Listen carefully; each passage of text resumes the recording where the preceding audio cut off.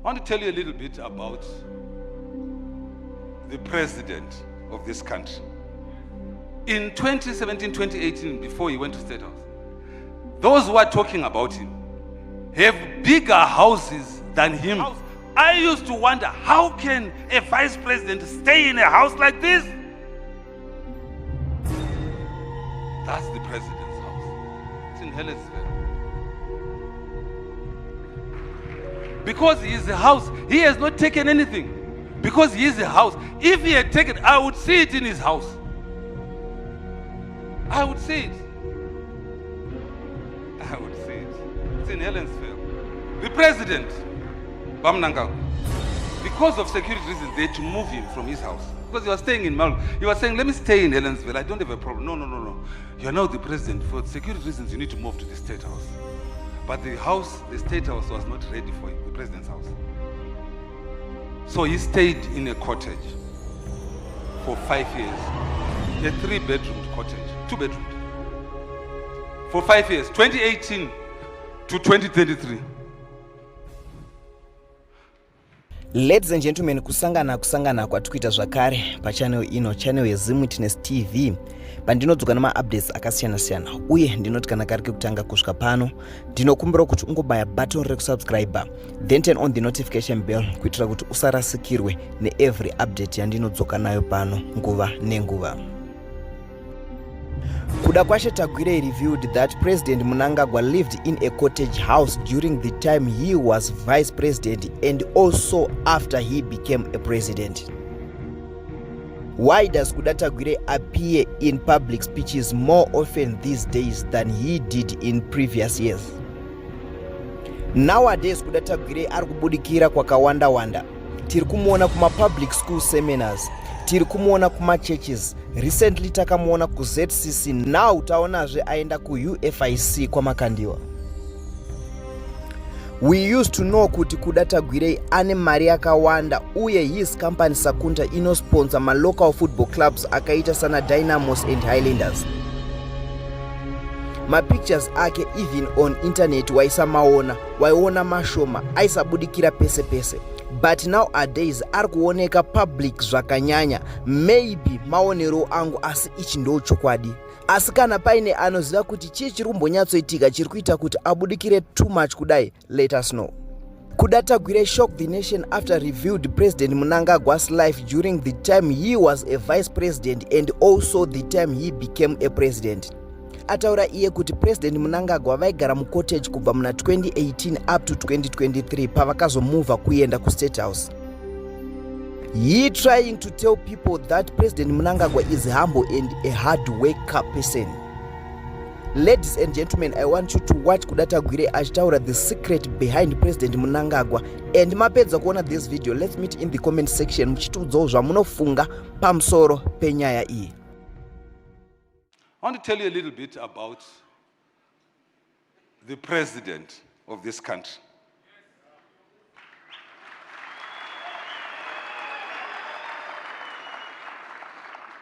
He has not sent me to say this, but I'm going to say it. Because some of the things that you say about him worry me.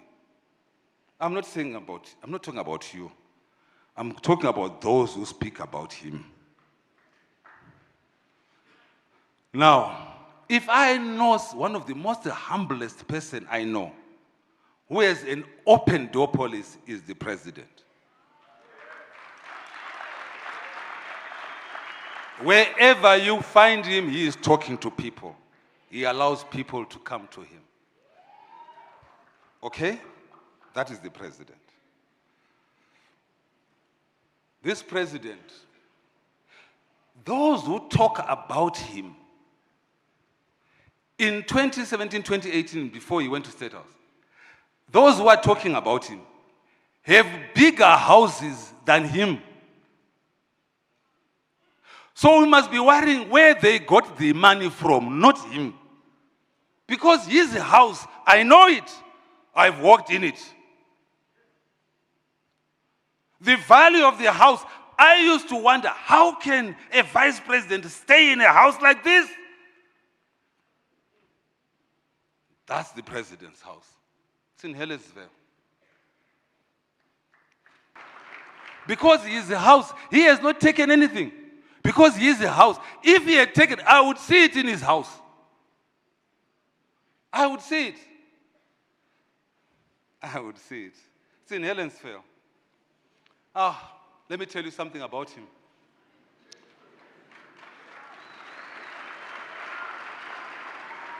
The President Mnangagwa has, because of security reasons, they had to move him from his house. Because he was staying in Mal. He was saying, let me stay in Helensville. I don't have a problem. No. You are now the president. For security reasons, you need to move to the State House. But the State House was not ready for him, the president's house. So he stayed in a cottage for 5 years. A 3-bedroomed cottage, 2-bedroomed. For 5 years, 2018 to 2023.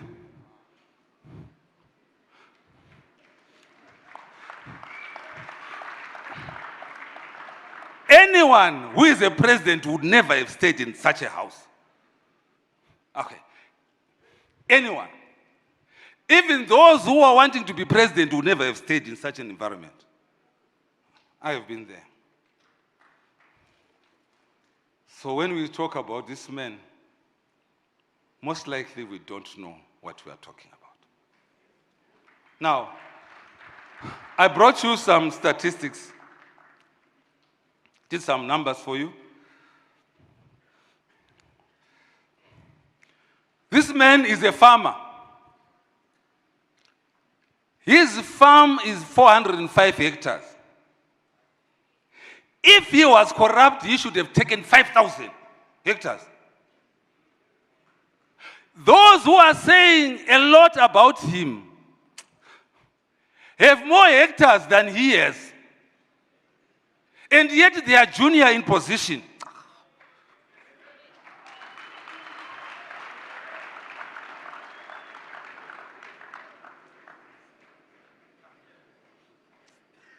So I want to say to you, 2 minutes.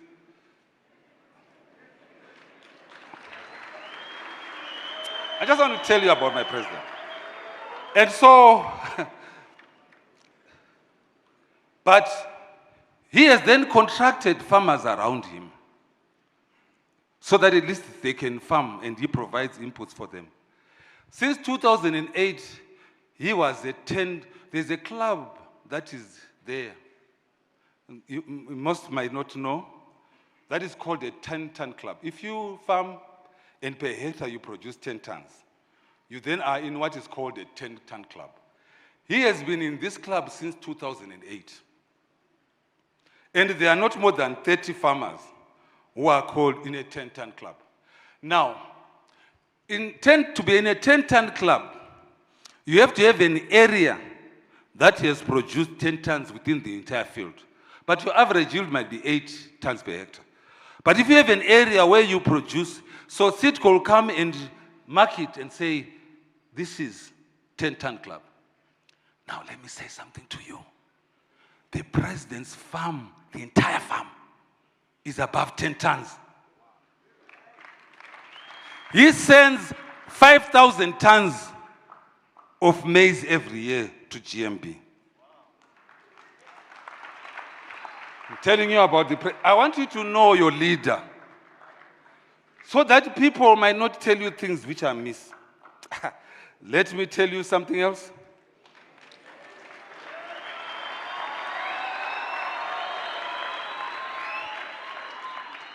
He farms soya beans and he produces 500 tons. He farms potatoes.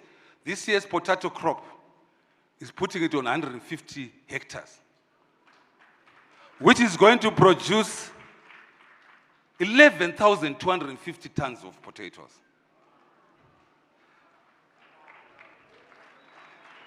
I'm talking about who? And I will ask a prophet, you can take some of the youths to his farm to see for yourself. And I'm going to ask him that I was at UFIC, and I said to them, the youth want to come and see your farm. So that you see for what I'm talking about. So that you don't hear rumor, you see things. Last year, he produced on 600 hectares. Per hectare, he produces 8 tons per hectare of wheat, which is most probably the highest in the country. And he produced 4,800 tons that is sent to GMB of wheat.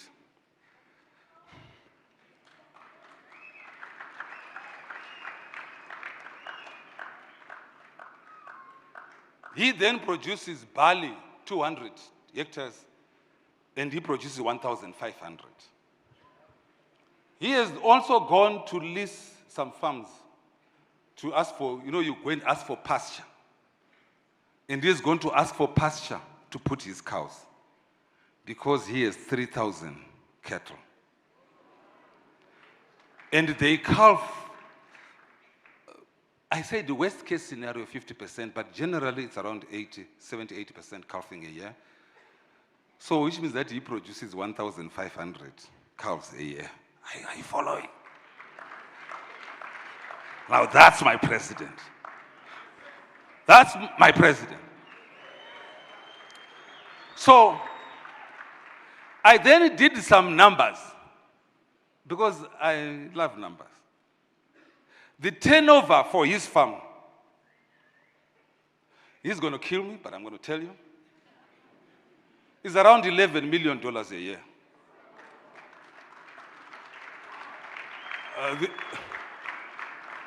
The profit that he makes, if he makes a profit 35%, that's around $4 million a year.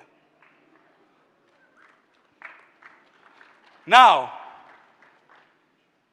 what is a car that you talk about if this man makes $4 million? If I'm talking about net worth, those who are calculating right now, this man must be worth 40 million because 4 million times 10 is 40 million from his farm. So his net worth, if he was in a first world country, he can buy a plane if he wants because he's got a balance sheet that supports it. What is it about a car that we talk about? Could the president let a motor from a motor? Where it becomes an issue that the president has bought a car? Motor. A car. This man has $4 million per annum. He can buy whatever car that he wants. I'm a car junkie. And I know the value of cars. So I just wanted to give you some understanding.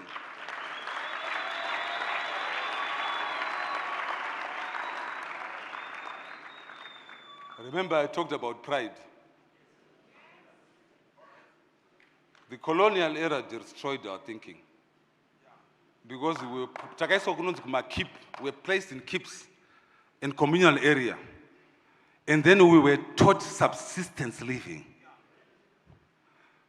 That I must eat, I must work my fields, harvest and eat. I can't sell anything. So it was about eating, working, eating, and going to sleep. No wealth creation. That's why most likely most of us who are here are workers, not job creators. Because that was the thinking. That we must always be what? Working. So when you hear us talking about someone, it is because they've come out of the shell where we all are. The normal thing is that we must work, eat, and sleep. Work, eat, and sleep. Now, when someone makes a bit of money out of this process, then he has stolen.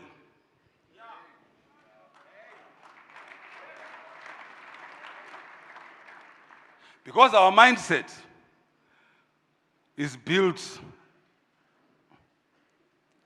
around poverty. And the poverty has been brought about through enslavement in the colonial. You are following me? So when you hear people talking about the prophet's house, they have not worked.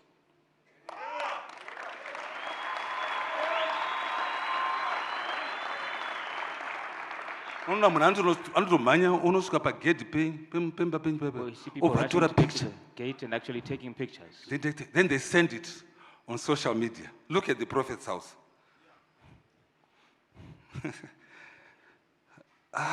You are Christians. He is a Levite.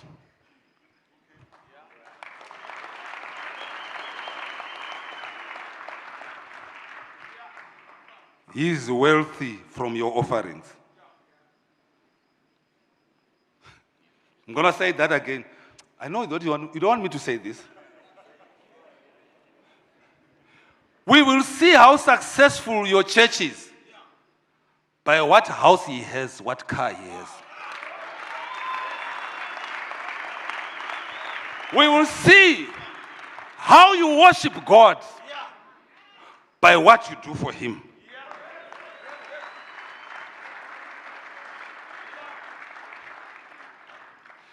If he's riding a bicycle, then your God is a bicycle God. If he's driving a Rolls Royce, then Psalms makes sense. The book of Psalms, it now makes sense. That he owns the hills and the cattle upon 1,000 hills.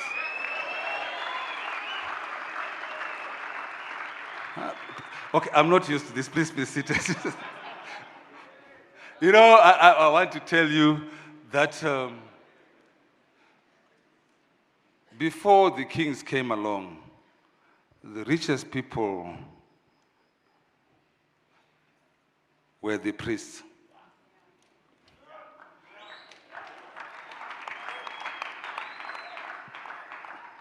Who is this leader? Who is the priest? In the book of Judges and the book of forgetting, who then says, they have rejected you, Samuel, because they want to be like other kings. The priests were supposed to be the richest people all the time because they represent God.